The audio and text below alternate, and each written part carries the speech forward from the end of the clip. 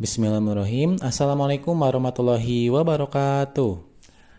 Ananda, teman-teman, kita semua akan belajar kembali. Pada saat ini kita akan daring ataupun menggunakan kanal YouTube ya, video YouTube. Nah, hari ini kita akan belajar tentang sifat wajib dan mustahil bagi Rasulullah SAW. Nah, sebelumnya kita akan ada pembiasaan sebelum belajar terlebih dahulu.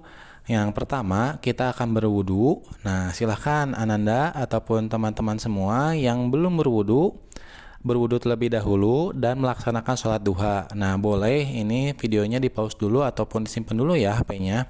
Nah, boleh melaksanakan sholat duhanya 4 rakaat dengan 2 kali salam. Dan setelah itu membaca doa setelah duha dan membaca surat-surat pendek. Selanjutnya, apabila kalian sudah melaksanakan sholat duha dan membaca surat-surat pendek, yang kedua adalah membaca doa sebelum belajar. Silahkan kalian belajar membaca doa sendiri-sendiri di tempatnya masing-masing. Nah, apabila sudah, kalian mempersiapkan semua peralatan belajarnya dengan baik. Buku, pensil, pulpen, atau bahkan penghapus apabila memang sudah tertera ataupun tersedia di meja kalian. Nah, setelah itu jangan lupa kalian pun harus dekat dengan Al-Quran ataupun Iqra, dan apabila memang dibutuhkan pada saat pembelajaran, kalian tidak usah repot lagi untuk mencarinya. Nah, teman-teman, bagaimana kabarnya hari ini? Semoga kalian tetap dalam lindungan Allah dengan keadaan sehat walafiat. Nah, walaupun kalian tidak melaksanakan pembelajaran secara langsung di sekolah, semoga apa yang kita pahami sekarang di rumahnya masing-masing ataupun kapanpun kalian mendengarkan video ini, itu menjadi keberkahan untuk kita semua. Amin amin ya robbal alamin. Nah, untuk pembelajaran hari ini kita akan ada 3 tujuan pembelajaran, yaitu mampu memahami pengertian iman kepada Rasul, menyebutkan dan meneladani sifat-sifat Rasul, dan yang ketiga mampu memahami tujuan diutusnya Rasul. Nah, tujuan pembelajaran ini tidak harus semuanya tertera pada video ini ya. Nanti kalian akan dapat melaksanakannya ataupun mendapatkannya secara tersirat. Maka dari itu kalian harus mendengarkan Bapak dengan seksama ya.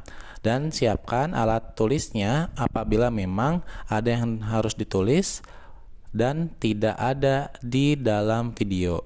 Jadi di dalam video ini kalian hanya melihat catatan-catatan kecilnya saja.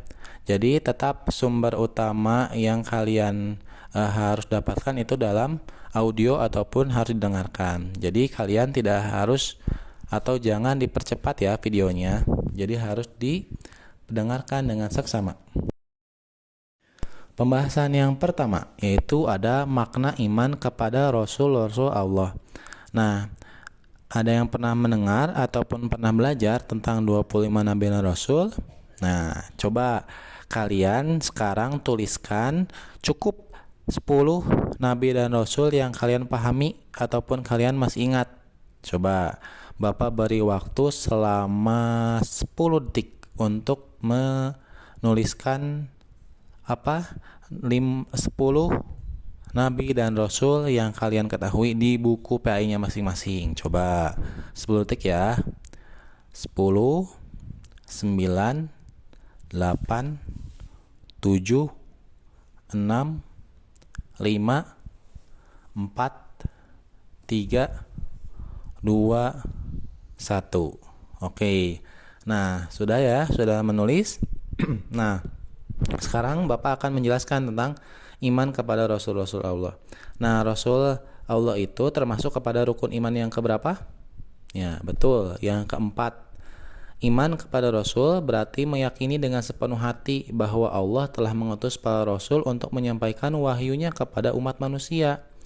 Rasul-Rasul ini nantinya kita harus mengetahui tugasnya itu apa aja. Nah, salah satunya membimbing umat ke jalan yang benar agar mencapai kebahagiaan di dunia dan akhirat. Nah, kawan-kawan, apabila kalian sudah mengetahui 25 Nabi dan Rasul berserta sejarah-sejarahnya, kemarin kita sudah belajar di kelas. Nah, ini kita akan langsung bagaimana mengetahui apa saja tugas, sifat, wajib dan sifat mustahil yang ada di dalam diri Rasul-Rasul Allah itu sendiri. Nah, maka dari itu kita mengetahui sejarah-sejarahnya seperti apa. Ada yang disembeli, ada yang harus mengorbankan keluarganya, ada yang harus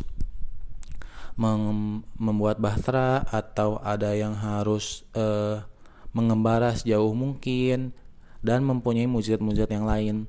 Nah, itu adalah salah satu mujizat dari Rasul-Rasul Allah. Nah, kita akan mengetahui ada apa saja di dalam diri Rasul-Rasul Allah dengan sifat wajib dan sifat mustahil yang akan kita bahas nanti.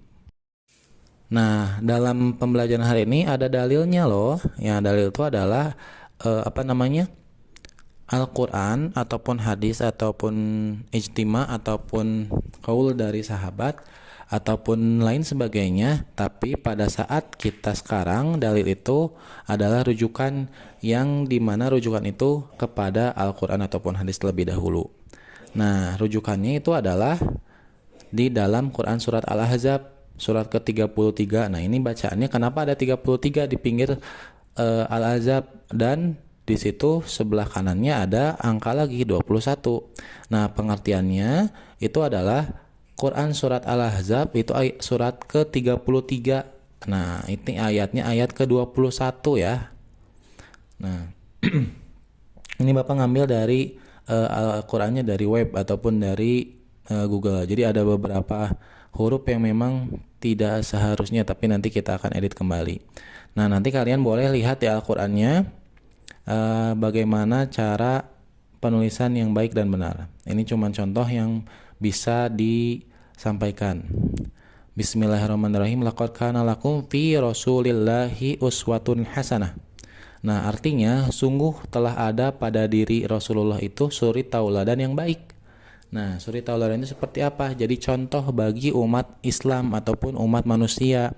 Jadi apabila kalian akan mengidolakan seseorang yang bahkan mempunyai karakter yang luar biasa, kebaikannya, kesungguhannya, ataupun apapun itu, nah ini perkataan dari Allah Subhanahu wa taala ataupun dari Al-Qur'an bahwasanya Rasulullah itu suri tauladan yang baik bagimu. Jadi kalian apabila ingin mencontoh, itu mencontoh kehidupan Rasulullah Shallallahu alaihi wasallam ataupun Nabi Muhammad Shallallahu alaihi wasallam.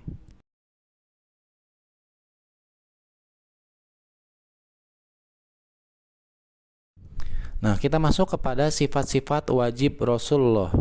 Rasul mempunyai 4 sifat wajib, artinya 4 sifat yang harus dimiliki Rasulullah. Yang pertama sidik. Nah, sidik itu artinya jujur. Nah, nanti ini di bawahnya artinya di atasnya itu adalah kalimat ataupun kata-kata dalam bahasa Al-Qur'an ataupun bahasa Arab. Sidik artinya jujur. Amanah artinya dapat dipercaya. Tabligh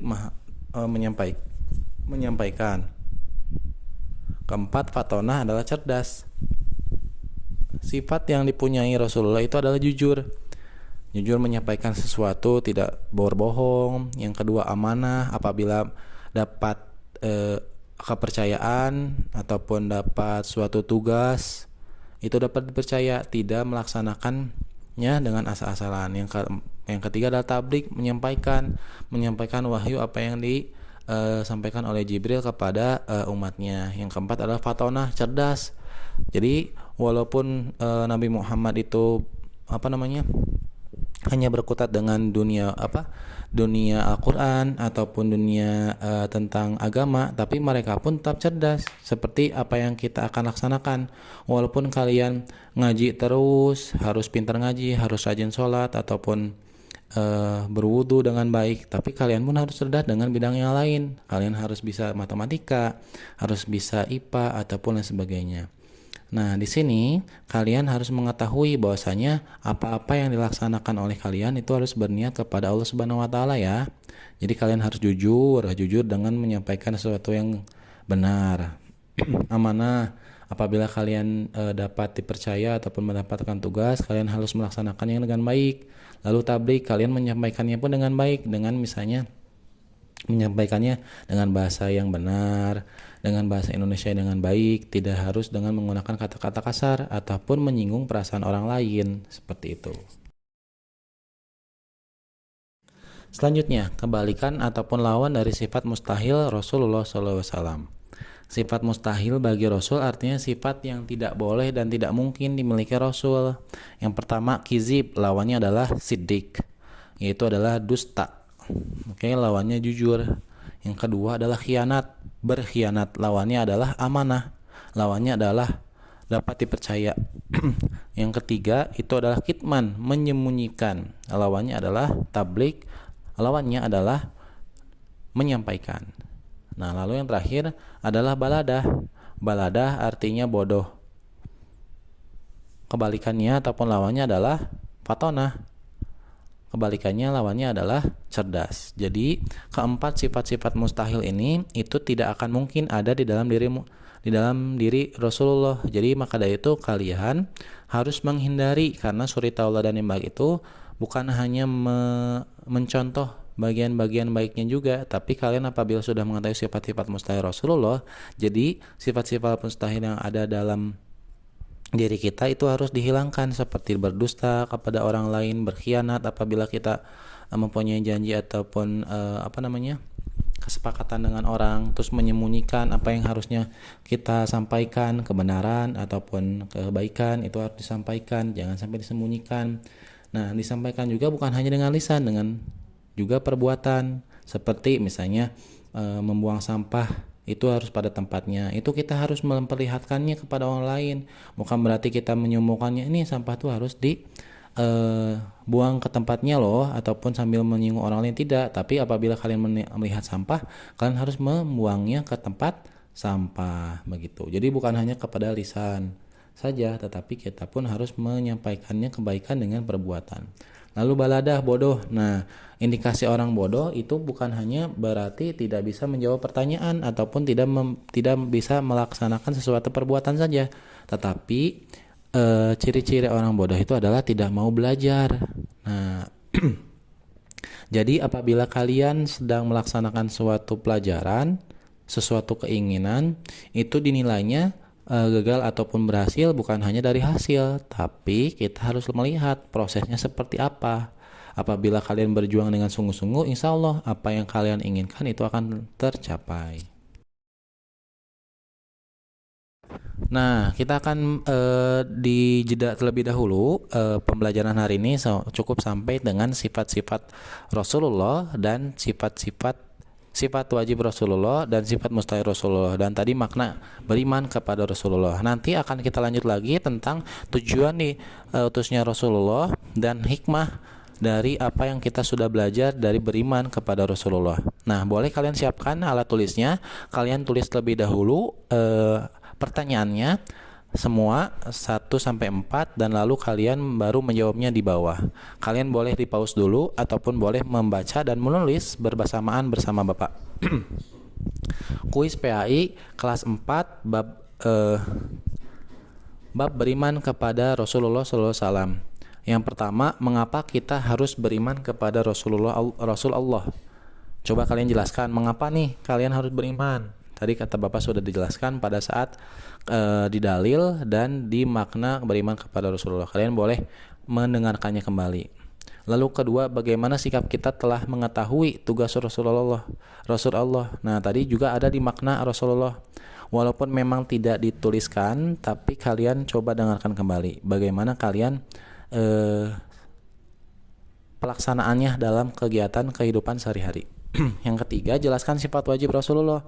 Nah, bukan berarti kalian menuliskan 4 saja ya, tapi kalian tuh menjelaskan bahwasanya jujur itu seperti apa, sifat-sifat wajib Rasulullah itu seperti apa dalam kehidupan sehari-hari. Begitupun yang mustahilannya, kayak gitu. Jadi tuliskannya dengan jelaskan. Nah, untuk absen, Bapak sengaja absennya dijelaskan di terakhir biar kalian mendengarkannya dengan baik dan tidak langsung absen dengan asal-asalan. Nah, absennya silakan kalian tulis dalam kolom komentar, kalian nama lengkap dan beserta kelasnya. Oke? Jadi tugasnya itu di buku tulis dan dikumpulkan pada saat kalian melaksanakan pembelajaran di sekolah ataupun dikumpulkan di gurunya masing-masing. Oke, mengerti ya? Jadi absennya itu menulis di kolom komentar dengan format tulis nama kalian dengan lengkap beserta dengan kelasnya masing-masing. Oke, terima kasih. Wallahu a'lam bishawab. Wassalamualaikum warahmatullahi wabarakatuh.